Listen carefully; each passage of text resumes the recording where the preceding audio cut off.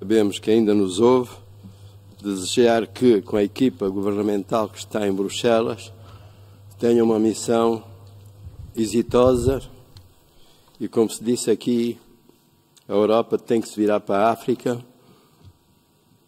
e para Angola, em particular, neste caso, porque Angola se pode virar para o mundo, levando o mercado que, naturalmente, por circunstâncias que são consideradas adversas, começam a ser coartadas.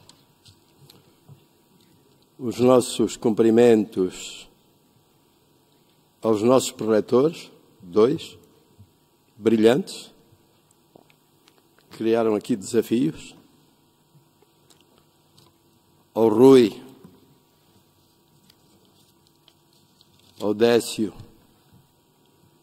ao Diogo e ao Luís, porque entre industriais não há engenheiros e não há doutores, há até um tratamento familiar. O nosso apreço por terem aceitado estar aqui neste debate, que foi muito interessante e contribui para abrir os horizontes de todos aqueles que estiveram também em online no sistema digital. Quero dizer que o Adério Tareias não pode vir, porque ele há pouco tempo teve um acidente rodoviário e fez agora uma operação à coluna. Mas está bem, já está em Benguela e já está atrás, como a gente diz, do sal. Eu aproveito a oportunidade soberana que a expansão me dá de colocar algumas questões que são da macroeconomia, que nós temos que ver o quadro geral para podermos encontrar os caminhos mais assertivos para que sejamos o tal fator decisivo. Somos, de certa maneira, como tal, teoricamente, mas crescemos menos que, por exemplo, que a agricultura, que saudamos. Mas nós temos que ser a locomotiva do desenvolvimento. Nós temos um fosso económico derivado de 10 anos de quase total estagnação. Foram 10 anos, não foram só os 5, porque nos 5 tivemos recessão. Isso cria um desafio. Como é que podemos ultrapassar, e foi aqui referido, vermos o exemplo Fernando Barros do 61-74, que é uma excelente chamada de atenção. Como é que vamos equilibrar um fosso de recessão de 10 anos com um fosso de crescimento demográfico de 32%? E a situação que nós temos ao sair das nossas casas, ao sairmos das nossas empresas, é aquela que a gente vê de desemprego e pobreza. O nosso desenvolvimento, para ser sustentável, tem que encontrar formas de dar contribuição para que esse fosso se reduza nos próximos anos. Nós temos que crescer a indústria pelo menos ao dobro do crescimento demográfico. Pelo menos ao dobro. O crescimento demográfico é 3,2%, nos 10 anos cresceu 32% e nós diversificamos, mas em termos de PIB não tivemos o impacto que nós merecíamos, por circunstâncias objetivas e subjetivas. Uma delas são as assimetrias regionais. Nós não podemos crescer só crescendo em Luanda. Isto é utopia. Temos que mudar. Nós temos regiões onde podia haver consumo, e vimos aqui pela KPMG, pelo Mascarenhas, o consumo está reduzido, está compactado. Quando se diz que nós importamos menos, não é em função do nosso crescimento económico. Isso, por favor, não entendamos assim. Nós temos que ver é que não há consumo. E temos que resolver o problema do consumo. Sem consumo não há crescimento. Como tal, temos que diversificar, por exemplo, um quinto do território nacional que vive numa estagnação total, que é a região norte do país. Quantas fábricas estão na região norte? Então não há crescimento. Mas houve fábricas no tempo colonial. Temos uma riqueza que foi o ouro negro. E nós abandonamos o café por causa da petrodólar-mania. O Brasil, Minas Gerais, é o grande produtor de café robusta. Exporta. E nós temos as mesmas condições, aquele palavrão, não é? Edafoclimáticas, e dizemos que não é possível fazer café. É mentira. Vamos para o sul. A mesma coisa. Não há simetrias. O nosso palestrante da IPEX, saudamos, não pode dizer que a IPEX é que está a fazer tudo. Desculpe lá. Não? Há outros instrumentos que estão ao serviço da IPEX. Compreendemos e saudamos tudo isso que a IPEX está a fazer. Somos até tios, digamos, de quem lá está por idade. Mas não é assim que se diz. Por outro lado, não resolvem tudo. O Rui referiu aqui um problema que é estrutural, que é a concorrência desleal, as isenções. Os materiais de construção não crescem por causa das isenções que os seus ministros dão nos projetos de Estado. E quando nós estamos a falar da pauta aduaneira, olhamos muito naquilo que é bom que as associações da especialidade, que saudamos o seu nascimento e o seu crescimento, fazem, é o preâmbulo da pauta aduaneira. Lá que estão os segredos. Quando há projetos de Estado, as isenções tinham que ser dadas quando o governo aprova esse projeto e por despacho ou decreto do Sr. Presidente da República. Só aí é que pode haver isenções. Senão, Rui, vamos continuar a tentar lutar todos os dias com as isenções. O outro aspecto que se põe é a nossa dependência externa. Mascarenhas colocou 2,3 mil milhões de dólares espraiados pelo mundo. São mais. Nas nossas contas, são 3,5 mil milhões de dólares que estão ao montante da indústria, nos bens da cesta básica, com matérias-primas, e ele apontou 6 segmentos. Portanto, temos que resolver esse problema para ser competitivos. Sem nós resolvermos a nossa dependência externa de matérias-primas, bons exemplos que temos a indústria da metalurgia pesada, os cimentos, haverá outros. Mas, por exemplo, as nossas embalagens de cartão são feitas com papel importado, quando nós tínhamos uma indústria de celulose e temos zonas para fazer floresta. O que é que está a fazer o Fundo Soberano, que tem a tutela da celulose? O que é que está a fazer? Essa questão foi colocada ao Sr. Presidente da República na última reunião do Conselho Económico. Isto tem que ser mexido, a questão das matérias-primas. A outra questão que se põe, e muito bem colocada aqui, foram os recursos humanos. É verdade que há o INAFOP, há ações que estão a ser promovidas, mas é pouco, porque a indústria cresce. Então temos de ser mais apelativos na questão dos recursos humanos. E há a formação dual. A indústria automóvel em Portugal tornou-se competitiva pela formação dual, que é o paradigma da Alemanha, que é o paradigma de Israel, que é o paradigma do Brasil na construção civil. Formação dual. Jovem desde o ensino, do primeiro ano do ensino técnico, frequenta as fábricas, cria hábito, perde vícios da ociosidade das férias, cria hábitos de trabalho, de respeito hierárquico, de produtividade. Estamos há 10 anos a tentar implementar a formação dual e não se consegue. Agora os estágios. Estamos a fazer um apelo, e a Carrinho sabe, e outras empresas convidamos, no projeto RETFOP, que é a formação. Precisamos de técnicos para ir às escolas, ao ensino técnico, conversar, explicar. Isto é, nós também temos que descer ao ensino técnico. Estamos a fazer um apelo a todas as empresas que indiquem alguns de seus técnicos para esta interatividade, irem às escolas, falar com os jovens e incutir neles o espírito da industrialização.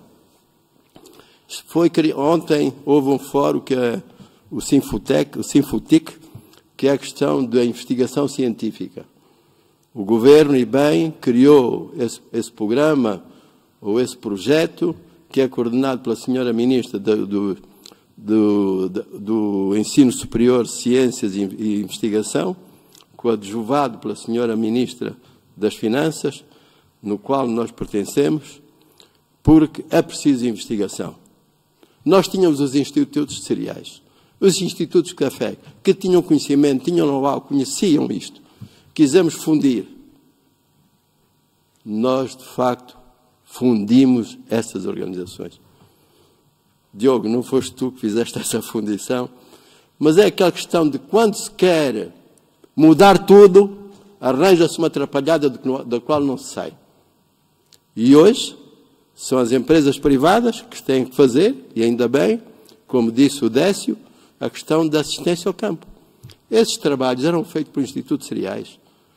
Aquilo que disse o Fernando Barros, a experiência colonial. Hoje temos as novas tecnologias. Eu trabalhei na assistência técnica ao campo e sei quão difícil era substituir uma bateria ou reparar um pneu de trator ou levar o óleo mais indicado. Hoje, com as novas tecnologias, nós temos que crescer mais. E temos petróleo, que nos 61, 74 não tínhamos. A outra questão que se põe é o problema da banca. As PMEs, naturalmente, são de nacionais. PMEs. Aí a intervenção de quem tem know-how estrangeiro e bem se desenvolve aqui. Mas o empresariado nacional sofreu reveses tremendos com a depreciação da moeda, com a troca da moeda, com a fuga dos capitais. Não temos capital inicial para a gente partir os negócios. Não temos. Portanto, o FACRA, que é o Fundo de Ativos Capital de Risco, tem que ter muito mais dinheiro, mas não chega. Nós estamos a propor a criação de um fundo privado, um fundo de investimento privado, com nossa participação na gestão e com aquilo que nós pagamos ao Estado, através da taxa aduaneira. Somos ou não? Pagamos. Em alguns casos temos isenção. Se a AGT, e não condeno, há quem condene, recebe 2% por emolumentos daquilo que nós pagamos, também poderá haver mais 2% para esse fundo de investimento privado, para os down payments que nós não conseguimos. O senhor governador do BNA disse bem, financiamos 1.000 milhões de dólares. Mas, senhor governador, 1.000 milhões de dólares, agora a taxa dos 500 dólares, dos 500 kwanzas por dólar. Mas era 1.000. Portanto, a tal volatilidade do dólar, que nos cria também perturbações na nossa gestão. Isto não chega para este país. Não, senhor. O financiamento em Portugal, e felizmente que é assim, são 15 bilhões de dólares. Nós, 1 milhão de dólares, queremos sair deste sufoco da dependência externa. Louvamos o trabalho do BNA. Mas a banca é o que é. Se não tens down payment, está autorizado, mas não sai. E nós precisamos de que as pequenas e médias empresas ou empresas grandes nacionais estejam ao lado daquilo que saudamos que é o investimento estrangeiro. Precisamos de ter muito mais operadores. E discutiu-se aqui a questão das PMEs. Sem as PMEs, as grandes empresas vão continuar a funcionar a 30%. Quer seja montante, quer seja ajusante. E é isto que nós precisamos fazer. Potenciar mais e mais o empresariado nacional para, ao ombro, ao lado dos investimentos estrangeiros, possamos ser mais competitivos. A questão fiscal. Nós estamos a discutir há muito tempo. O IVA, na nossa condição objetiva, não pode ser 14%. Não pode. Os materiais de construção ficam caros. Os bens de consumo da classe média ficam caros. Vamos lutar todos pela redução do IVA para 7%. O outro aspecto que se põe na questão tributária, nós conseguimos todos reduzir o imposto industrial de 35% para 25%. Nós temos que chegar aos 20%. Porque a nossa taxa de juros de financiamentos é cara. Nós temos que capitalizar. Sem capitalizar, estamos dependentes dos bancos. E os bancos ferram a medida da taxa de inflação. Nós estamos num círculo vicioso, quando temos que chegar a um círculo virtuoso, que é a capitalização das empresas. Sem capitalização das empresas, nós temos que estar sempre a discutir com os bancos condições que são, para nós, abjetas, mas para eles são objetivas. Que é a resposta à responsabilidade, portanto, dos seus acionistas. E a fazer lucro. As infraestruturas. Disse bem o Décio. Deixemos esta questão de dizer que o Estado é que tem a responsabilidade de pôr as ideias às quais nós seguimos. Disse bem, o sistema não sai. Nós estamos a discutir com o Governo a questão das parcerias público-privadas. Diz o Diogo que quando chove, sabemos, temos que andar com tração 4 rodas e que há alguma dificuldade em circular ali em Viana. O problema da eletricidade, onde temos lá as linhas de alta tensão, mas não fazemos as linhas para chegar à média tensão. Tem que ser parcerias público-privadas. Se esperamos só pelo Governo, não vamos fazer. Mas o Governo entende que ele é que tem que dizer onde é que se nascem as parcerias público-privadas. Errado. Somos nós que temos que dizer onde é que nós queremos as parcerias público-privadas. E vamos buscar capital estrangeiro para fazer infraestruturas. O Caldas falou aqui da estrada das Lundas. É muita estrada para ter manutenção. São gastos permanentes. Ainda ontem o seu ministro lá esteve no seu esforço, eu chamo Globetrotters, porque ele farta-se de andar, ok? Uma estrada nova e a Ravina já está a comer, por falta de manutenção permanente. O seu ministro sabe, estamos a pedir que entregue a manutenção das estradas a quem construiu. Estamos a pedir que na cidade de Luanda as vias expresso sejam geridas como se faz lá fora, pelo setor privado. Por que que roubam? E depois o Luís tem que estar a certificar de onde é que vem a sucata e passa sérios problemas com isso. Luís, passou aquele mau momento que tu viveste e quero saudar-te de teres ficado aqui em Angola, depois do que tu passaste. Meus caros, vamos fazer gestão privada, dar oportunidades. Não fizemos transportes públicos privados. Os jardins não estão a ficar bonitos porque não é a parte privada que está a fazer. Vamos fazer gestão privada das vias expresso. Não tenhamos medo de circular porque roubam os cabos elétricos porque não há luz. Mas tem lá geradores, mas não há dinheiro para o gasóleo. Não há lâmpadas. Portanto, o Governo tem que dar muito mais oportunidades às PMEs no nosso país. Meus caros, estes são os aspectos que eu coloco. A concorrência desleal. Criou-se a AESA, não é? Foi uma outra fusão que dá para o comércio, mas não dá para a indústria. A indústria tem que ser os seus instrumentos de fiscalização direta. É um dos problemas de todas as fábricas que a gente vai, a concorrência desleal. Quem são os promotores da concorrência desleal?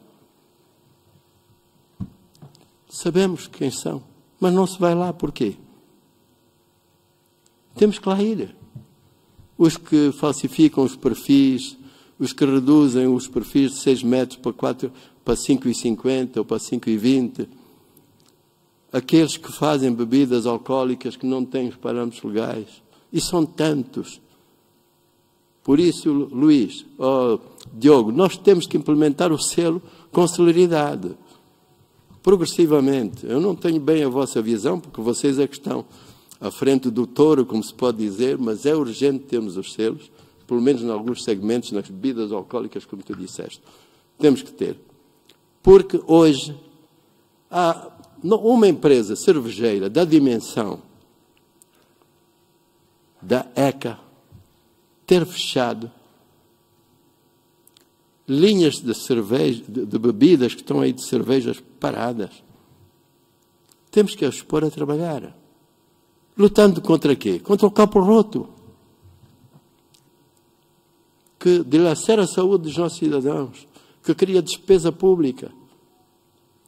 Então, precisamos realmente de ter os selos para que o cidadão saiba que aquela bebida não está tributada. O contrabando de tabaco por falta dos selos. Agora, realmente a concorrência desleal desmotiva, as isenções desmotivam. Nós temos que combater todos contra elas. A questão da fileira... Novos segmentos estão aí. Temos que ter esperança. Novos segmentos têm que nascer. Um deles é do setor têxtil. O Sr. Presidente da República quase garantia que não entregaria as fábricas se não houvesse algodão. Mas factos são factos. Teve que as entregar e agora está-se a fazer aquilo que o Décio diz, o percurso reverso, ok? Muito bem.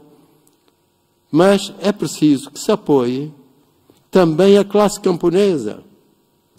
Como? Como é que é possível ter a importação apoiada pelo Estado dos adubos e temos aqui empresas como a Ciminfor e outras que têm calcário dolomítico, que é mais barato, cerca de 100 mil toneladas, e não há dinheiro para levar o calcário dolomítico para os camponeses e para as pequenas empresas, porque as grandes já têm a sua própria exploração. Temos que pedir à senhora Ministra, o FACRA tem que ter dinheiro, os institutos da agricultura têm que ter dinheiro, porque a montante do nosso desenvolvimento está a agricultura. Sem ele não é possível nós irmos longe. Temos a perspectiva também de reposição daquilo que se produzia de máquinas e equipamentos para a agricultura. O senhor Ministro da Agricultura disse ontem no fórum, ou anteontem, e é verdade, se o Diogo foi um observador atento, o Rui foi um observador atento, viu que muita gente está a agricultar com a enxada em leasing. Aluga a enxada, porque não há enxadas no país, aquilo que nós produzíamos.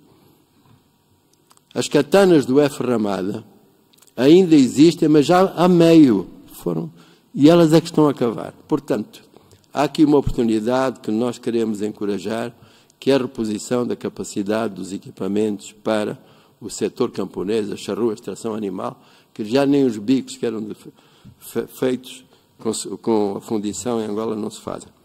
A questão da fileira dos transportes. Estamos a pedir ao Sr. Ministro da Indústria que imponha que não haja mais viaturas importadas encarroçadas ao país. Lá está a experiência de 101-74. Proibição absoluta de importação de viaturas encarroçadas. Hoje, mesmo em Portugal, e todas as viaturas, carrinhas, viaturas comerciais que vêm de Portugal, estão encarroçadas, sabem com que madeira? Com madeira de Angola. Conhecimento meu, lá. Que a própria Salvador Caetano, Toyota, me foi mostrar onde é que fazem as carrocerias. A madeira é nossa. Carpintarias podem-se fazer. Hoje temos serralharia mecânica aí, muitas. Até empresas que trabalhavam para os petróleos, que não têm atividade pela crise do petróleo. Portanto, são os aspectos da inovação, dos caminhos novos, o setor têxtil, a agricultura, o setor automóvel e também aquilo que é o café. Vamos todos começar a olhar para o café para ser o nosso ouro negro. A todos vocês, João, aquele abraço, o nosso muito obrigado.